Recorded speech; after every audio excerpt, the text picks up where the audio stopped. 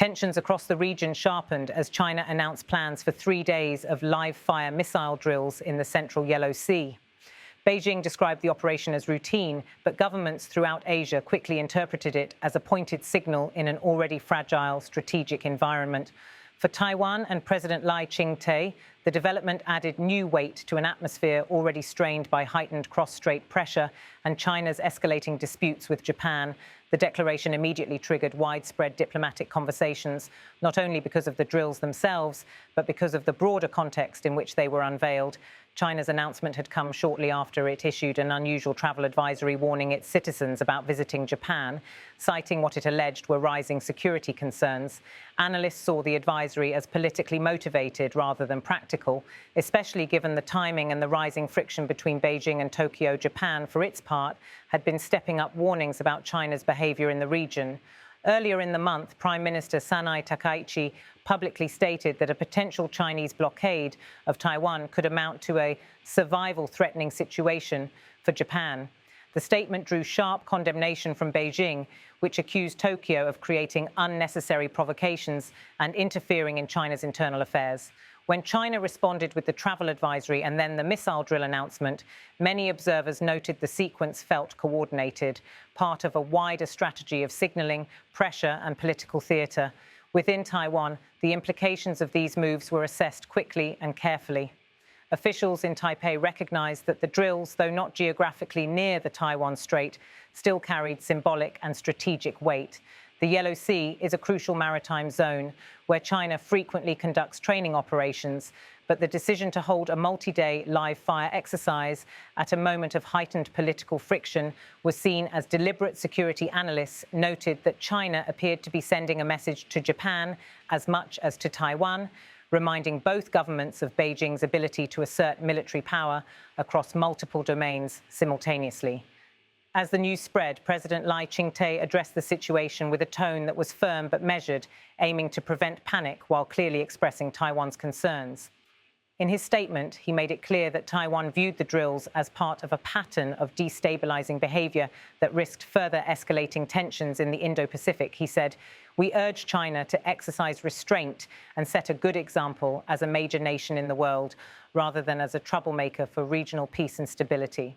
His choice of words reflected Taiwan's broader diplomatic strategy, one that seeks to position the island as a responsible, stabilising actor, even as it faces growing pressure from Beijing. Lai also pointed to China's recent behaviour toward Japan, warning that it could have far-reaching consequences for the region. He emphasised that China's hybrid attacks on Japan negatively impact peace and stability in the Indo-Pacific region.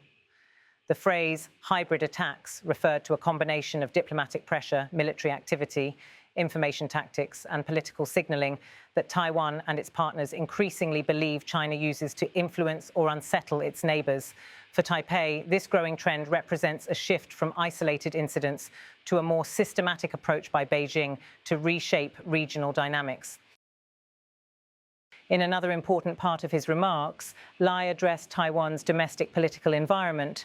Acknowledging that commentary from local opposition figures could distort the significance of Japan's statements or China's actions, he urged political leaders to act responsibly. He said, "I would also like to call on political figures in Taiwan, especially those in the opposition, to respect Japan's internal politics and not make bad faith interpretations of Japan's political actions." The comment was aimed at preventing domestic partisan disagreements from escalating tensions or undermining Taiwan's diplomatic position. It also underscored the delicate balance Taiwan must maintain, not only externally, but internally as well. Taiwan's defence and foreign policy teams continued monitoring developments across multiple fronts. Intelligence units tracked Chinese naval movements near the announced drill zone, while diplomatic channels were used to communicate with allies and partners. Although the drills were not directed at Taiwan, the broader picture suggested that China was becoming more confident in demonstrating its military capabilities in ways that intersected with political disputes. Taiwan's leadership recognized that every such display required careful interpretation and strategic communication. Japan also reacted closely to the developments, analysing the intent behind China's drills and the broader implications for regional security. Tokyo has increasingly linked its national security directly to the stability of the Taiwan Strait. noting that disruption in the area could jeopardize maritime routes vital to Japan's economy. As China intensifies pressure on both Taiwan and Japan, the strategic interests of the two have become more closely aligned. For Taiwan, this alignment offers diplomatic support. For Japan, it highlights the urgency of strengthening preparedness. Meanwhile, China's narrative presented the drills as a normal military activity. State-controlled media framed them as part of regular training cycles necessary to maintain readiness. But the coincidence of timing made that explanation difficult for others to accept. China had just condemned Japan's remarks about Taiwan, issued a travel advisory targeting Japanese destinations, and now announced missile drills. To outside observers, the sequence of events appeared calculated. For Taiwan, the challenge was to respond in a way that reinforced its commitment to peace without appearing vulnerable or complacent. President Lai's statements reflected this dual objective. By urging China to act responsibly and by calling on domestic politicians to refrain from adding fuel to the fire, Lai aimed to prevent the situation from spiralling into a dangerous cycle of misinterpretation or retaliation. His message was also intended for the international community, signaling that Taiwan remained composed and measured even as pressure mounted around it. Diplomats in Southeast Asia, as well as officials in Washington, Canberra and Seoul, watched China's drills closely. Many acknowledge privately that actions like these contribute to an increasingly unpredictable environment. Recent years have seen more frequent military movements, sharper rhetoric and greater mistrust among major regional players. Each new episode like this adds another layer to a complex security environment already burdened by long-standing disputes and strategic rivalries. Within this climate, Taiwan's call for restraint served as a reminder that escalation is not inevitable. While China appears comfortable using military signaling as a political tool, Taiwan continues to emphasize dialogue, transparency, and international cooperation.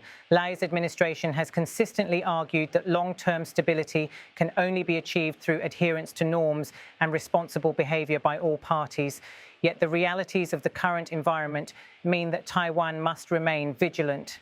Defence planners know that even exercises conducted far from Taiwan's immediate vicinity can affect the broader strategic picture. China's ability to perform live fire drills in one region while maintaining pressure in another demonstrates a level of operational flexibility that cannot be ignored.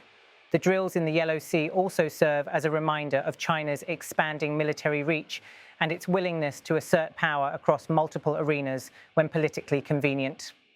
As the drills continued, the situation remained fluid.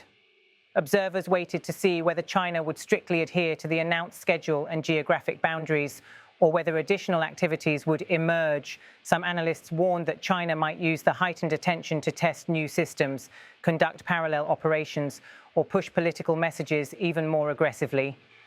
For Taiwan, however, the deeper significance of the event went beyond the immediate military activity. The episode highlighted a shifting regional dynamic in which Taiwan's security, Japan's strategic concerns, and China's geopolitical ambitions are increasingly intertwined. Taiwan's response, calm, principled, and direct, was crafted to demonstrate reliability to its partners while projecting confidence to its domestic audience. President Lai's statements continued to circulate widely across regional media platforms, drawing attention for their clarity and measured tone. His emphasis on responsible conduct and international norms stood in contrast to China's more confrontational style, reinforcing Taiwan's narrative as a steady and constructive actor in the Indo-Pacific community. Even as geopolitical tensions rise, Taiwan seeks to show that it remains committed to de-escalation, stability, and cooperation. As the final hours of China's drills approached, Taiwan maintained its posture of cautious monitoring. There were no signs of panic or urgency, only the steady, disciplined vigilance that has become essential in navigating the complexities of the modern Indo-Pacific. The situation underscored once again that Taiwan's role in the region requires both resilience and diplomacy, and that its leadership must continually balance internal unity with external challenges. China's drills in the Yellow Sea may not have directly threatened Taiwan, but they demonstrated the unpredictable evolution of regional power dynamics. For Taiwan, Japan, and the broader Indo-Pacific community, the episode served as a reminder of how rapidly tensions can escalate and how essential measured, principled leadership remains.